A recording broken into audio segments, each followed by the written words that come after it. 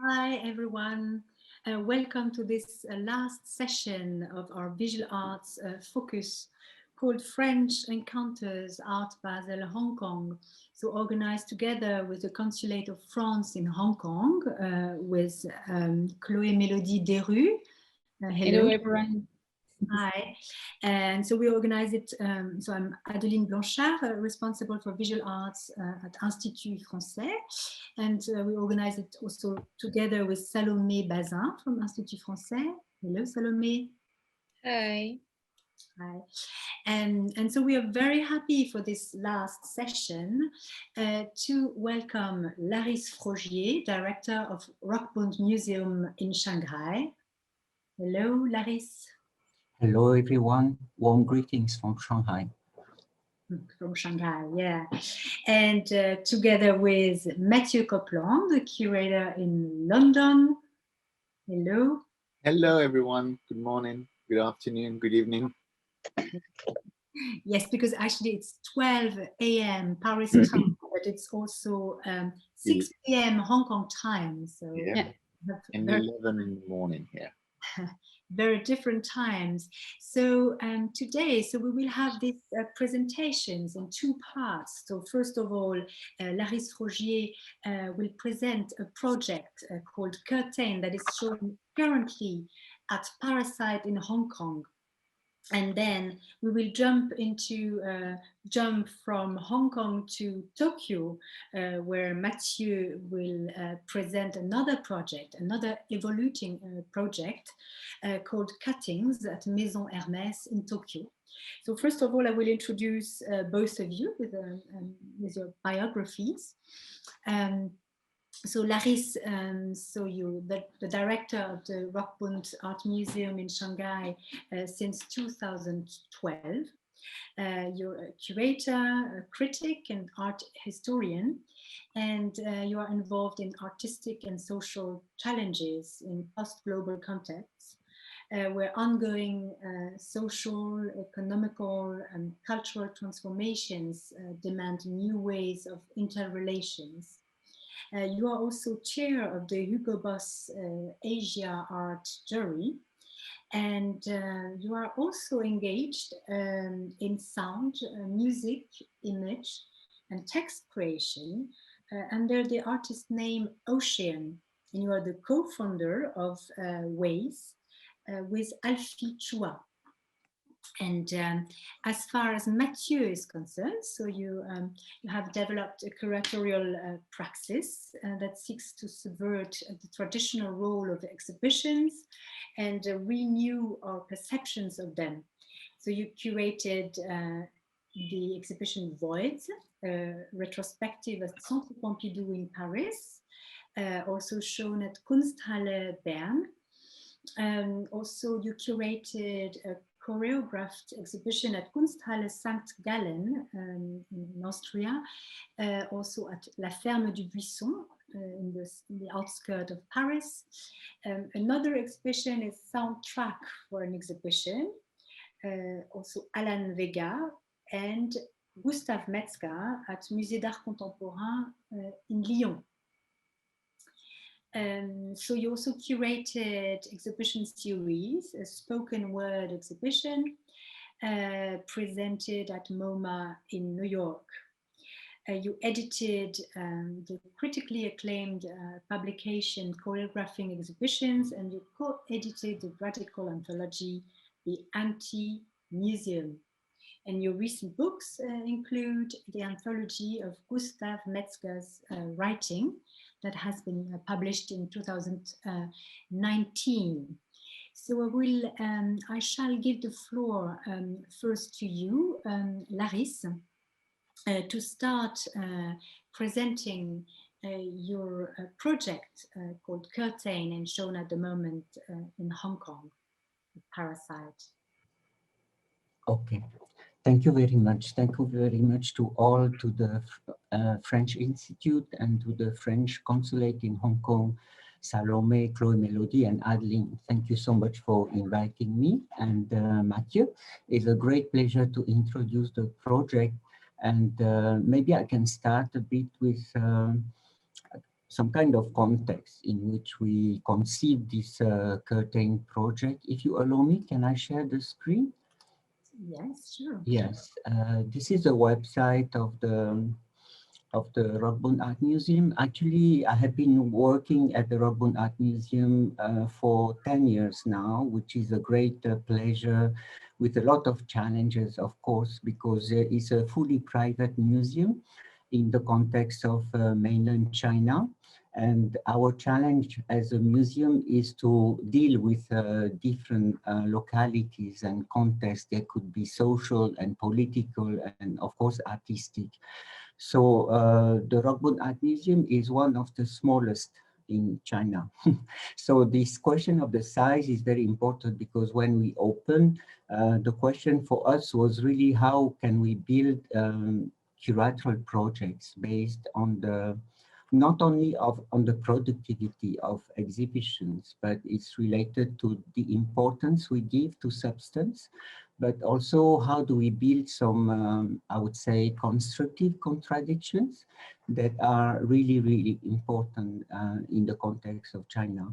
And then we started also to develop some curatorial projects related to Asia, because it's very often from China, we look at the contemporary art directly by looking at the West. And from the context here is also extremely exciting to see the diversity of the localities in Asia and to try to interconnect, to build a network with different independent curators, art organizations, because there's often kind of forgotten history in the history of exhibitions from Asia, and the activities and the practices are so rich that we think is very precious, that the audience in China can have access and can have a better knowledge of what is happening in Southeast Asia, Indonesia, Singapore, and Thailand. And we are working a lot with the Philippines also, and with Japan and Korea. So I'm really glad to see the list of participants that you proposed. And of course, I would be more than happy to continue or to extend the exchange from the presentation in the future. Now, let me share the project. Can you see the screen? Yes, we can see the screen, but it's still black. It's coming, has started screen sharing, it says. So it's coming, I suppose. Yeah, so you have undo it, yeah. And then again. Yes. Is it okay? Yeah, fine. So the curtain actually is a project that has started with a cooperation with Parasite in Hong Kong. In 2019 we welcomed an exhibition, a group exhibition titled "An Opera for Animals," that was starting with the concept of how can we revisit the codes of choreography, scenography in the theater, but also in the visual arts. And then when Parasite invited us to conceive a project, I talked with the team, and I was saying that maybe it's very important to start with a very simple material, that is this fabric curtain that we can experience in all traditional or contemporary cultures, and then we can elaborate more about the concept. But also the main challenge for curtain, I mean, for me as the director of the museum, it was to try to think how we can conceive a curatorial project that does not limit itself to an exhibition. So we started to invent the curtain concept as a research project. We curated online journal.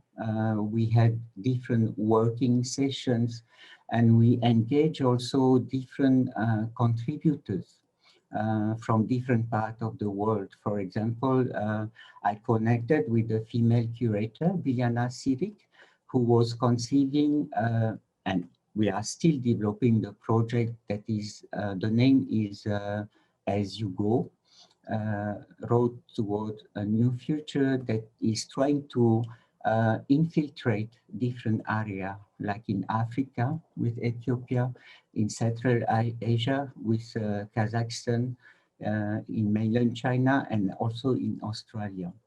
And then we also invited Mathieu in 2020 as an associate curator to contribute to some workshops, regular workshop that happened in all the year of 2020. So we shared his concepts of curatorial practices, especially from the anti-museum concept that he activated many years ago, but that has also resonance and very important meaning in the context of the pandemic today. So, and of course, when we conceived Curtain, I had in mind the work of Gustav Metzger, that is a main reference in this project. And I connected with Mathieu to talk about this. So I don't know, Mathieu, do you want to tell some words about this, this contribution in 2020 that happened in the Rockbund Art Museum? Yes, absolutely. Thank you, Larys, for that. It was really interesting because we began the discussions before the, well, as the pandemic was starting, and it was a great opportunity for us to reflect upon this publication that I had done called the Anti-Museum, and see how the moment was resonating so strongly with both that past work and our discussion that was happening. But also what really linked us first and foremost was our love and fascination for the art of Gustav Metzger.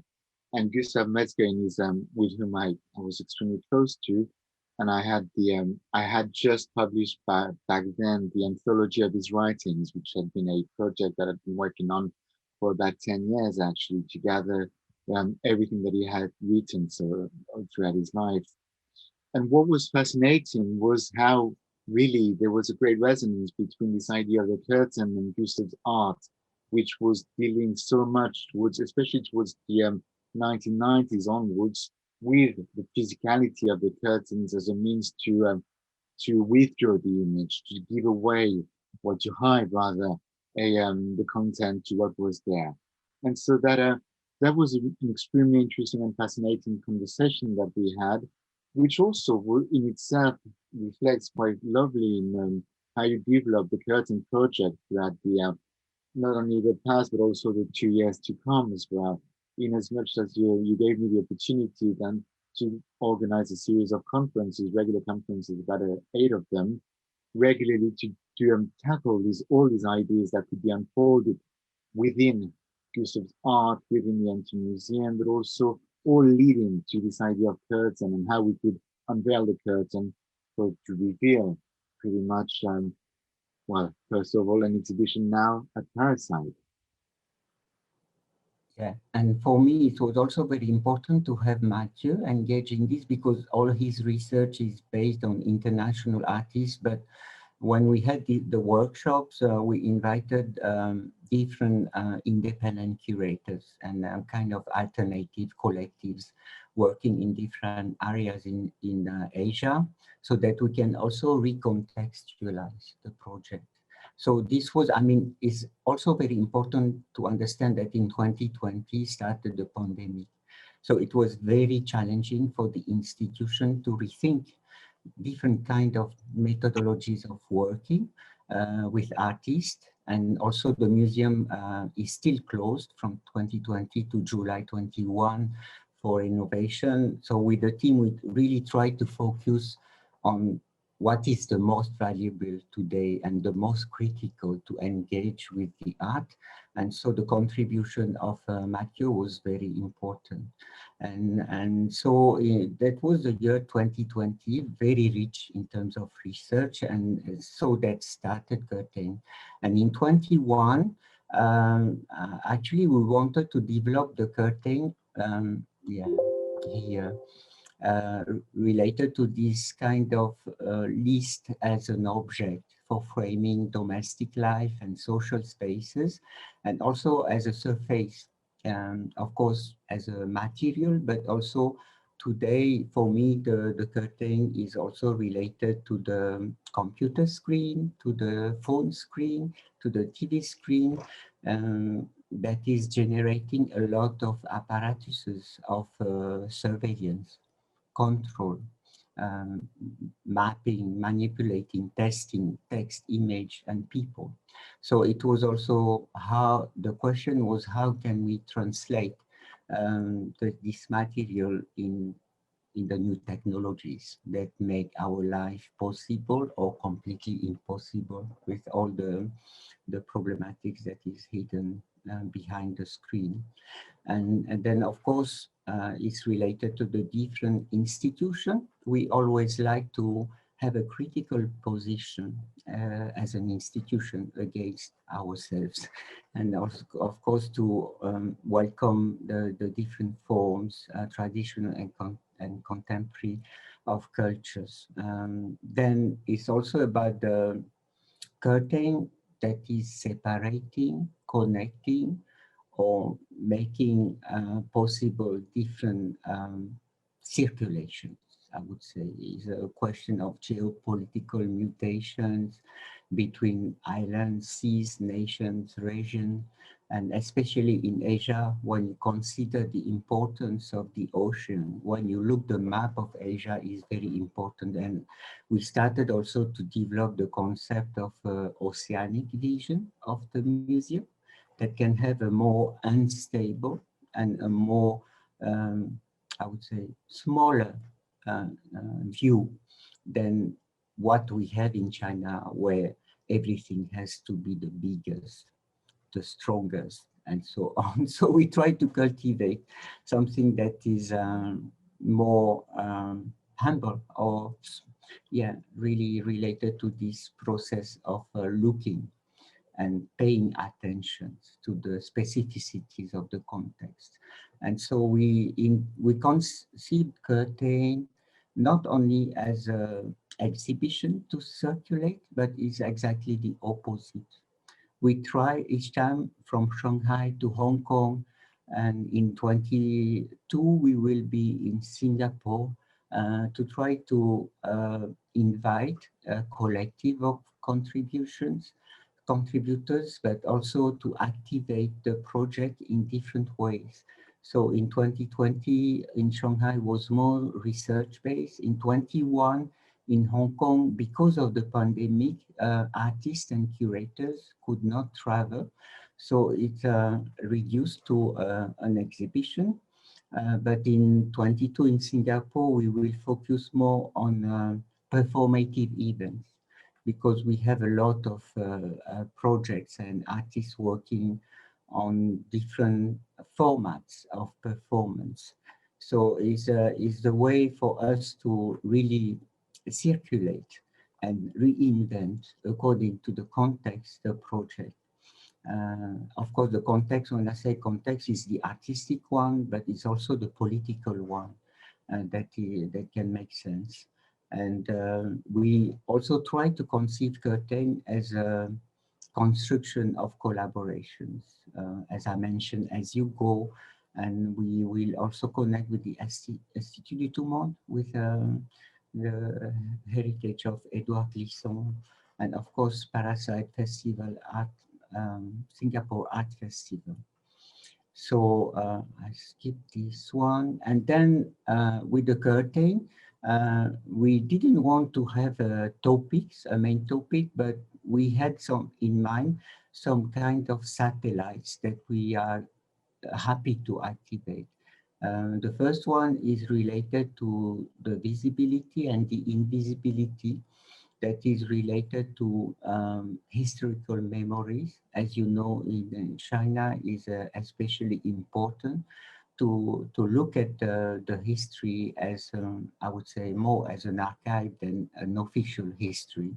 And of course, because of the colonialism in the area of Asia, it is also important to point out some alternatives to imperialism and to pay attention to what I just talked about is a smaller scale ecologies and cultures that are at the periphery of the dominant art community and art system. And then we are very interested in how the image can be made today by the artist is about concealment or destruction. That's also why the work of Gustav Metzger is very important. And then it's related to the self and the other, about the identity, but we didn't want to work on this question of identity. It's more the misidentifying process that we find very interesting. So this is the curtain. It's not a group show. It's not a simple list of artists and curators, but it's really a collective research-based project. It's also important to think about the rhythm, the resonance, the vibration that can make sense today in the process of curating. And then, of course, there are different formats going from exhibitions, performances, events, and workshops. And we are all excited to work on the transformation and the combination that can happen in the process of conceiving and curating the curtain. So yeah, maybe I can share now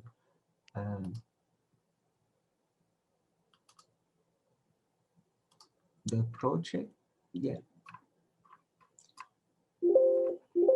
Yeah, so the project for Hong Kong is quite unique in the way that with the Parasite team, and I'm very grateful for their contribution. They engage very deeply in the project, is to try to think about something that is related to this curatorial concept. We were very interested in the question of the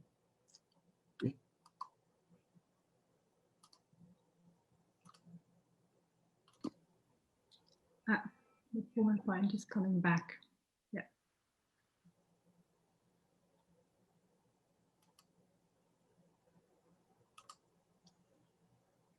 okay. Yes, great. So yeah, the curtain in Parasite and was really related to this project of how can we deal with what I would say is the obscene. I'm very interested in what can happen beyond uh, the scene, the eye, the language, the skin, the image, the surface. And also because of the a kind of very violent context that we are experiencing, I'm also very interested in female philosophers and curators, and how do we invent and do we build the image according to passages, separations, filtering light, voices, clothing bodies and furniture, ornamenting a house, a skin. It's also absorbing smells, sounds, reflecting shadows, and flowing with the wind. It's about breathing.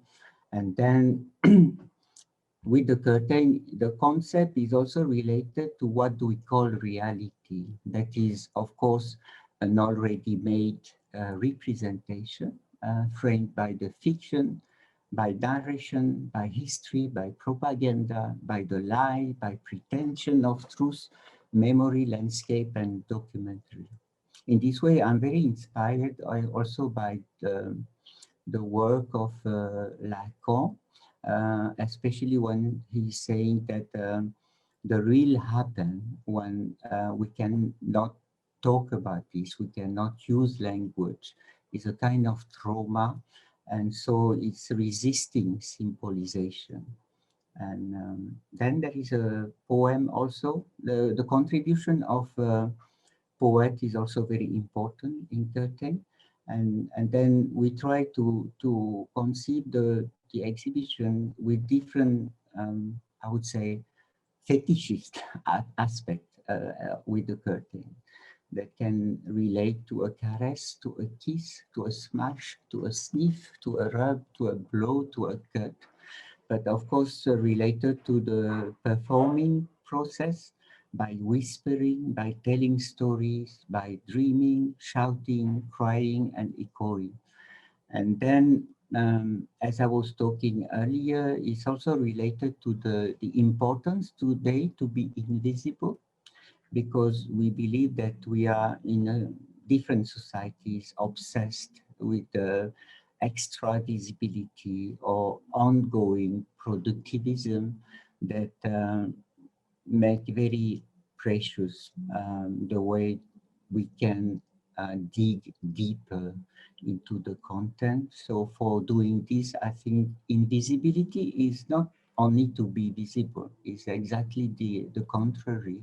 It's the challenge to gain more connection or to invent new roads that are not in the dominant culture at the moment. So that's how the project happened. So for Hong Kong, we have different aspects that because we work on two venues. One is the Parasite exhibition, and we try to allocate the works of artists related also to the different posture of the visitor. For example, there is a very interesting work of Tanji, is a female artist who produced new artwork made of beads, but very specific beads, and also the circulation of the visitor with this concept of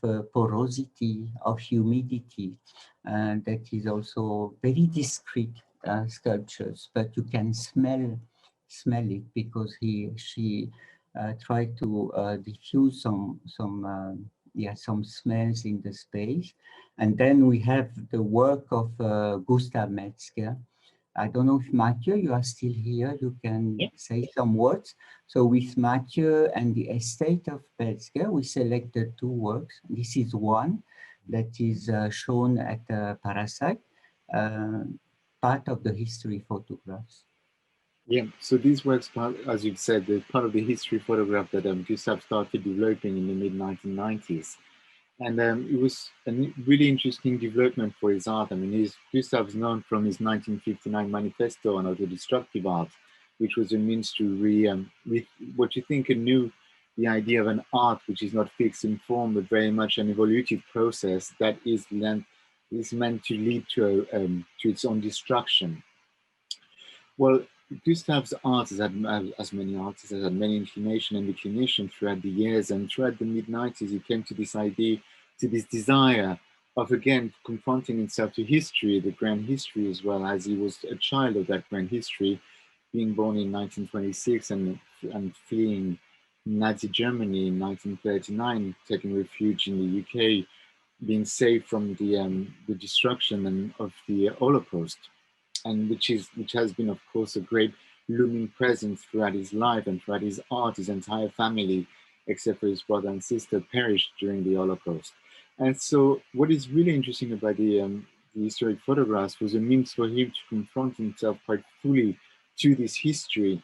It has been appraised that autodestructive art, or what he did in 1966 with the Destruction in Art Symposium, was being informed in such an extent by the Holocaust and his own upbringing, but here he really confronted himself to the actual visuals, the images of the Holocaust to begin with, and as to the tragedies of the world as he's starting to develop the series.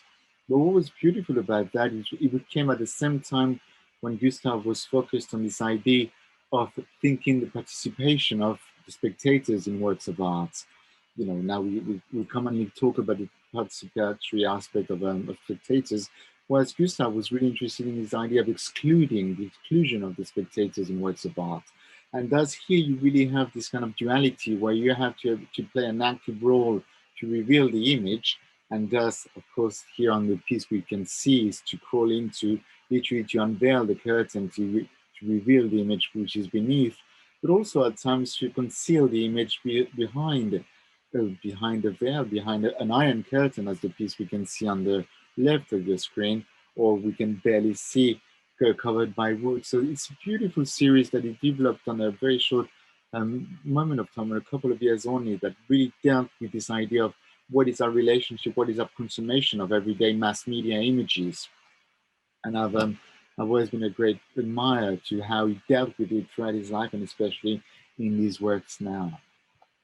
Yeah, and so it was also very important for us to work on this practice of horizontality that is not only flat, but is about criticality. So from the work of Tan Jing, a very young female artist, the work of Gustav Metzger, for me, there's always this kind of very interesting recontextualization. And another work from a Chinese female artist is Larys Frogier. We did this project also in 2020 in the Rockbund Art Museum while the museum was closed, but there was some very small groups coming in the museum, and it is a very subtle work because she activated and still activating the project of collecting the voices of people during the lockdown and the pandemic. And she collected as archive a lot of materials and coming from these people. So when we displayed the work in Shanghai and also in Hong Kong, it is made of these very discreet copper box containing some folders with the testimonies or the fictions or the stories from the people, these people from different parts of the world. And so the visitor can have a very intimate experience with these voices. It's not only an installation, but for me, the absence and the presence of these people are really, really important. Not only as an object, not only as an archive, but really in this context of the pandemic, how we can experience something very unique. And then when I was talking about surveillance, the work of Zhou Tao is also very important. He's a video artist from China working on the reflection, absorption, and of the lights that is controlling the societies here, but I believe also globally. And there's also very interesting small work from Cici Wu. She's from Hong Kong, but is living now in New York, and she's very interested in the context of how cinema appeared in Asia, and of course it's related to the history of colonialism. So she made an installation. The picture is not the final one, but it's a smaller scale installation that is really touching and very subtle in the way to demonstrate. And then yeah. Yeah, sorry, Larys, as time is running, so we I still know. have Sorry about for this. 5 minutes to present the different artists, and then we can jump into Mathieu's project cutting. Is that fine to you? Yes. I just go very quickly with a few artists that can have a more feminist position to some other artworks related. Cesar Cruz Bacani, that I think you invited also for your series. Exactly. We had a Yeah. talk with her just earlier at yes, at 10 a.m. Paris time. And in the Soho space, then we have a kind of display that articulates much more, I would say literal installation, but also very subtle in the way to showcase another work of Gustav that is on the wall, but hidden by a curtain, and people have to go behind to see the events that are related to the Israeli-Palestinian conflict. And there's also a beautiful installation from Stella Jung, made of this material. And then this is the work I'm producing with Alfie. And there is also very interesting sculpture from the Korean artist Minuk Lee. And then, as I was talking about As You Go, there is this beautiful installation from the Ethiopian artist Robert Temsengen. He's working on the newspaper, but it's a written, so there's only one copy, and so we reactivated this installation in Hong Kong. So maybe I stop here, and yeah, thank you very much. Right. Thank you so much, Larys. So I'll give the floor to you, Mathieu. So going from curtain to cuttings in Tokyo right now. So thank you very much. Thank you, Larys, for that beautiful presentation and that great show. I wish I was in Hong Kong. I wish I was with you guys to see it, and that's so great. And I think there's going to be so many links indeed with what I'm going to be talking about. Thank you also to Adeline, Chloé-Mélody, and Salomé for this invitation. It's great to be there with you, even though we're far apart but together for a moment, and that is fantastic. So yeah, I want to talk about that other show that I have just opened and closed, and still reopened, and is about to be reopened again at the Hermes Foundation in Tokyo. That opened on the 23rd of April, called Exhibition Cuttings, which, as we'll see, is so much informed by what I've been able to talk early on with Larys about this link we have with the Rockbund Museum, but also in most general with that moment of time that was the pandemic. So, oops, I'm going to try to share my screen too.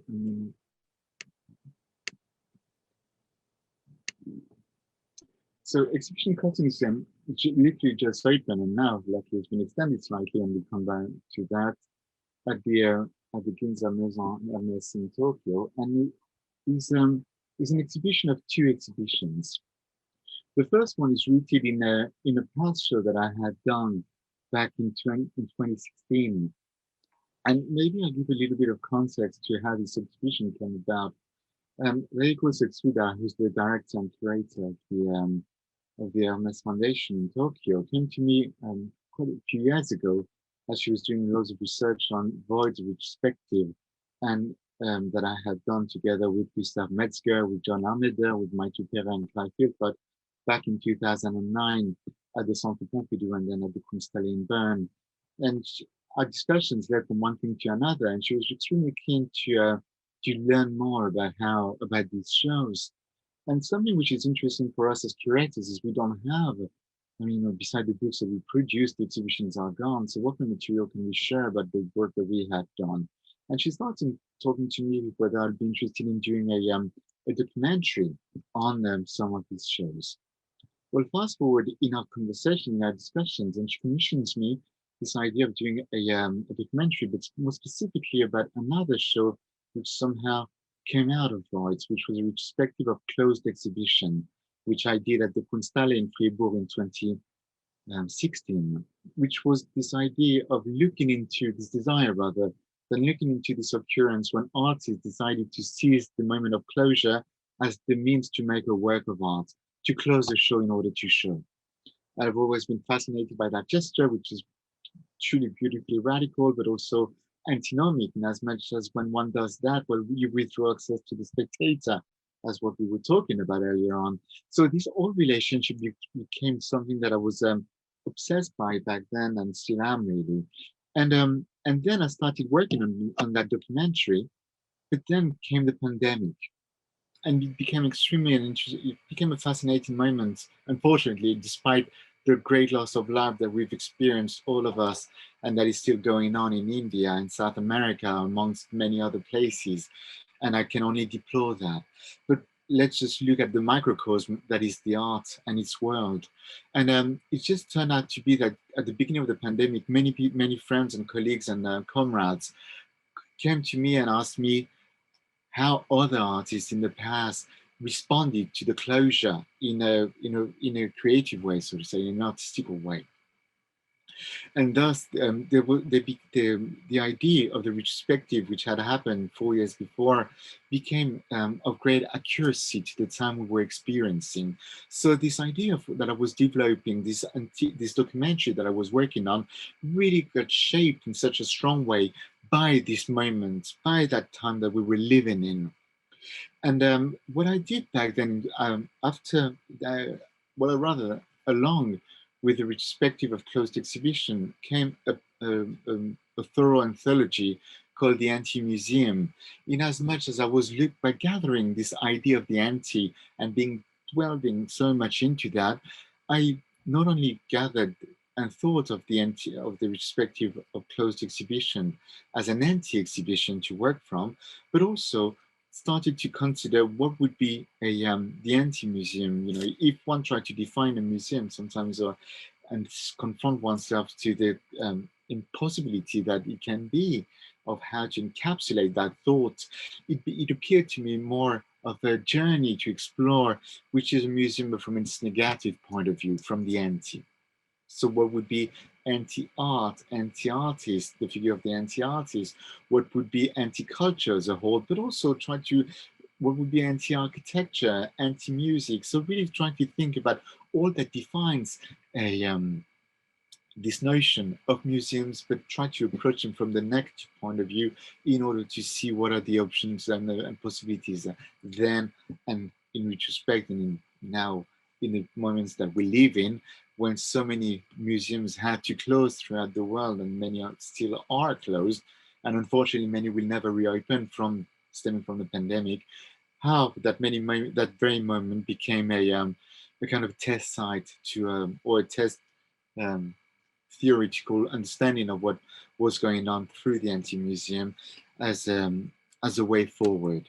And so, as I've said, the exhibition cuttings itself is articulated around two exhibitions. The first one is that documentary and how to show that documentary in the space. So here is the first part of the show. So the first show called the Anti-Museum and Anti-Documentary. As I was thinking about developing that film, came also the desire about how to show that film in the most, well, I guess in the most optimal ways, And I was discussing with a dear friend of mine, the artist Philippe de Croza, and as I was developing and we worked together working on this idea of the structure to show the film, we realized that it was so close to a series of paintings that he had been doing for the past few years called The Maze. And there, a discussion for that very exhibition became extremely interesting in as much as the maze we were developing became the incarnation to the actual layout of the exhibition. The layout of the exhibition informed quite literally the form of the painting, a painting that shows you the journey you're taking in order to go in to see the documentary, this film itself.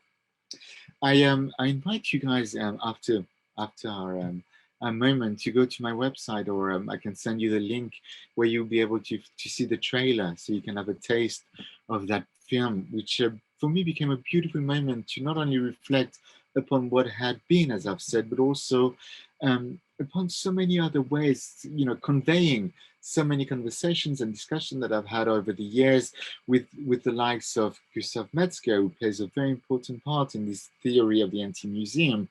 Gustav having developed back in 1981, his own philosophy of what would be his ideal museum.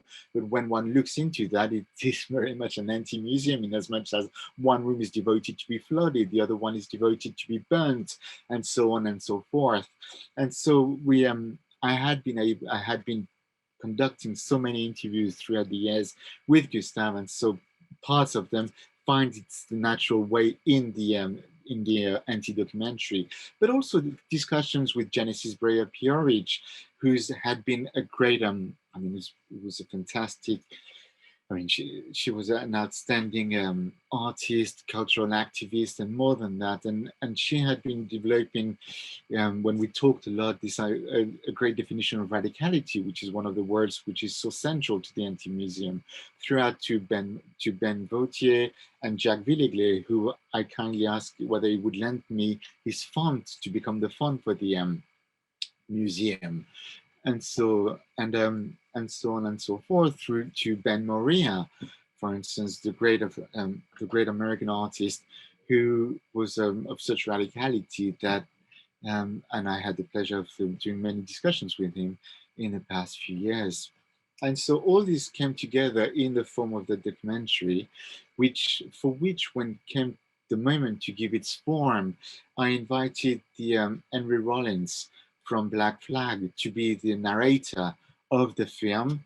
And I invited FM Einheit from Anschluss in the Neubauten to create the soundtrack to the film itself. And thus the film became more than just a documentary, an anti-documentary of what is there. It's a call for arms. It's also a great moment to reflect upon, when we think of exhibitions and museums in a time of social distancing, how can this be? You know, this idea of the museum and the exhibition, a moment when we bring people together. How can we bring together when we have to be kept apart? And this becomes an interesting motto and mantra to really start thinking about and developing throughout this film. And this led me to the second part of to the second exhibition, I'm sorry, which is very linked, as we'll see, to what we were just talking about, which is that of the and this other exhibition called Nurturing Exhibitions. So trying to think again, you know, this idea that if on one space we think about this idea of the anti-exhibition, the anti-museum, what would be to think of an exhibition that is not so much about how it is fixed in form in one moment, but how it will develop over time, how it will literally grow in front of our eyes, and how it will not so much be for us an invitation to come and see at something, but maybe something that is looking at us. And this exhibition, Nurturing Exhibition, is articulated in 3 points, in three elements. The first is a soundtrack. The second is a display, the display elements to the that we need, from the benches to the stands onto which the speakers are standing. And the third element is the soil and the tree. The first element is I had the pleasure and the honor of commissioning Phil Niblock, the great American minimal composer, a series of 6 new pieces. I've been working with Phil for many, many years now. Phil is in his 80s now, and I had the great joy of curating his retrospective about nearly 10 years ago now. And so it was great to come back together once more now, to really commission him 6 new music pieces, 6 new compositions that were to be played in the space here, one after the other, on a loop. So therefore, it's more than 2.5 hours, 3 hours of continuous music, these beautiful constant drones. And the 6 commissions were made to the Ensemble Ear, to David Maragna, Stephen O'Malley from Soho, Deborah Walker, Elizabeth Smart, and the Japanese vocal ensemble Vox Humana. And it was really, especially the last one, was a beautiful moment to commission a composer to work during the pandemic. And I have been working a lot with this with the human voice, and Phil had rarely done pieces for the human voice. So I was pleased to, for the first time, to invite him to work with a choir. And here the choir had to be recorded during the pandemic in Tokyo. So it was beautiful to be able to gather people together, but though for them to sing through the masks. And that duality was really something that once more encapsulated the moment where we live in such a beautiful, powerful way. These compositions really are in line with Phil's art of this, you know, his minimal compositions of just recording of a nota, and then having that nota being repeated through time in order to create the composition, which is a composition for speakers, which is something he had done throughout the years, and for them to gather all together now is of great beauty. And so this was the first aspect to it. The other link also is I often try to think as a curator, what are exhibitions? And it seems to me that one great analogy is to think of them as temporary environment. They are really an environment within the gallery, within the environment of the gallery. And it turns out that Phil Niblock had been working from 68 to 72 with the creation of environments in the Pearl, where he was bringing an outdoors environment that he had filmed and taken photographs of, together with his music and dance compositions in the environment of the gallery. And this really led me to trying to think how an exhibition at present not must, but has to or will tackle this idea of the environmental crisis that we live in, and actually that the pandemic is unfortunately an outcome. If we do not nurture nature, then we have to face ourselves with the consequences. And here became that moment for me to do the antithesis to the anti-museum, the anti-documentary, and try to find something that, to the contrary, will grow, will really bear its roots. And when I say bear its roots, quite literally, quite frontally, through the soil and the tree. What my desire was here really to create to use the exhibition as an environment to build, to grow something that is in becoming, that is en devenir. And in order to do that, I invited, and I had the great honor that he would accept. So Masanobu Fukuoka was a fantastic scientist and agriculture scientist who developed the natural farm in the south of Japan with, and one of his main outcomes, so to say, is a book called The One Straw Revolution, La Révolution d'un seul brin de paille, which led to permaculture. And that revolution that came from the soil was of great influence to me. It had been a book that had accompanied me for so many years. And when came the moment to develop that show for Tokyo, I asked them whether they would lend us the soil. And so therefore, unfortunately, Masanobu Fukuoka passed away years ago. So I had the pleasure of discussing together with Reiko Setsuda with his son, with his grandson, Hiroki Fukuoka. And so what we invited him to do is to lend us the soil, to lend us that technique, really the soil that was the stem from that revolution, in order to bring that where that revolution came from in the gallery, for it to keep on growing, for it to really start to evolve, to be there. And as we discussed with him, I had that desire of having a tree that would grow on that soil. And he naturally mentioned to us, well, why don't we plant an Amanatsu tree, which is that beautiful plant between an orange and a mandarin, which is specifically and typically from that region, and that will blossom during the exhibition. And so he came to Tokyo, planted the tree, and brought the soil, a soil and a tree that will be brought back after the exhibition, and thus really trying to not only sustain the waste, but also sustain the revolution and also to see to what extent will the tree be informed by the music of Phil Niblock, by this environment of light, by this very nature of the art gallery. Can art feed a tree somehow? Thank you. And Mathieu, so we're arriving to the end of this. Okay, so I'll just conclude with the last part and then we're done. Right. And so, because what is interesting is the way that we can be surprised, shocked, or bemused or amused by exhibitions and how timely they are. The exhibition opened on the 23rd of April to be closed on Thursday, to be closed on the Sunday because of a new lockdown imposed in Tokyo. And thus so here you can see, and thus what I did was when I've been told by the gallery that the gallery had to shut, I put into action, so to say, the precept of the anti-museum and the anti-documentary, and immediately invited Robert Barry to do a piece that would be that became his proposition. And what we realized, and I was such honored that he would accept, is to revisit his piece from 1969. During the exhibition, the gallery will be closed. And even though at the time when Robert did it first, it was this idea that to close the gallery would be a work of art, as I was talking with the perspective that I had done back in 2016. Well, here we have a new moment in time, which is during the exhibition, because the exhibition is still happening, the gallery is closed. It's closed due to the pandemic. And it was a beautiful moment to really fall back on ourselves and come back to that moment of time. But and to conclude as a coda is during the closure, when the spectators are being forcefully kept away from the gallery, the tree began to bloom. And for me, that was a beautiful moment to say that even though we are confronted with lockdowns and closures, all of us have been and will be again, here was a moment that exhibitions keep on and keep on blossoming. Thank you so much, Mathieu, for this beautiful conclusion. So we keep in mind how we can bring people together in a time where we have to stay apart from each other. So that's complicated. And I suppose you were not able to come to Tokyo to see your own project so far. I'm afraid not.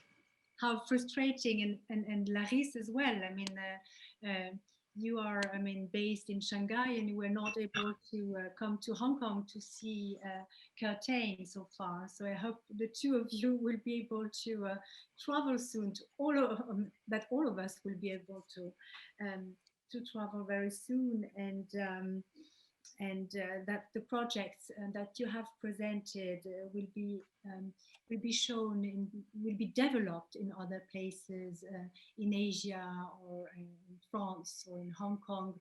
And I thank you very much, the two of you, Mathieu and Larisse, for this amazing presentations. And thank you again to Chloé-Mélody Desrues from the French Consulate. Thank you to Salomé Bazin from Institut français. Thank you, Adeline. Thank you, Salomé. Thank you. Thank you.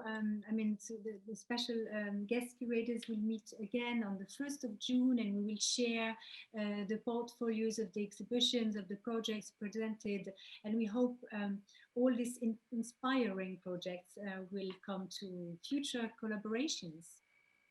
Thank you. Thank you to all of you. Thank you, that was great. Thank you very much.